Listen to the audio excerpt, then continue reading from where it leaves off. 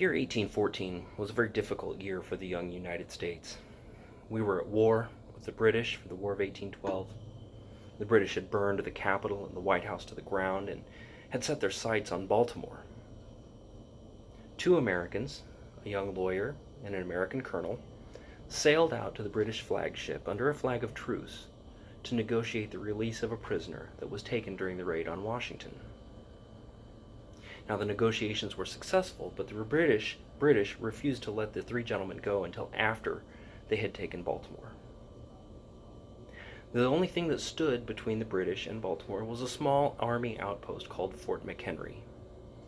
The British intended on making quick work of this fort before moving on to their primary target. So the battle begins. The British ships begin to fire on Fort McHenry. Now imagine you're one of these three gentlemen, one of these three Americans, watching this unfold.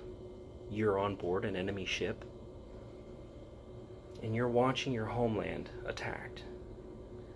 Your friends, your family, your countrymen, your home.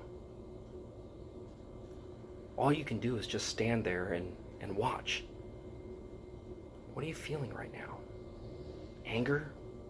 Rage? Yes, that's probably what these three gentlemen were feeling as well.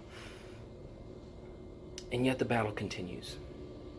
Volley after volley, cannon fire after cannon fire, until sometime in the middle of the night, the cannon fire stops. You don't know why. The enemy has no obligation to tell you what's going on. So your imagination takes over.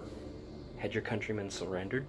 Are we done? Is this young American experiment a failure now? So your anger gives way to fear and despair. Dawn begins to break, and you can see that there's a dense layer of fog and smoke covering the fort. And through the fog, you can see that there's a flag flying, but you can't quite make out whose it is. So you wait, and you anticipate. Your anxiety is almost unbearable, but the sun slowly begins to burn off the fog, and you can see that the flag over Fort McHenry is an American flag. But it's not just any American flag. It was one that was designed for a very specific purpose. It was one that was designed to be huge and massive and to be seen from miles around. Each one of its 15 stars measures over 2 feet across. Your countrymen had not surrendered, but they stood in defiance of the odds and erected a symbol of their determination.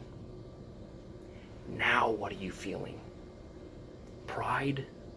Resolve? Hope? That's exactly what those three men were feeling as well.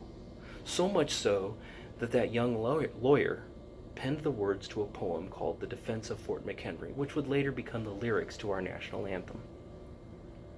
Now, the men and women of Navy Band Great Lakes perform our national anthem hundreds of times every year. And it's not just to render honors to our country and honors to the men and women who serve and have served our country, but it's a reminder to us and to everyone that hears it of the pride that we have in what we've overcome. We've come a long ways as a country, but we've got a long ways to go. We're not perfect. But it's our resolve that'll get us there.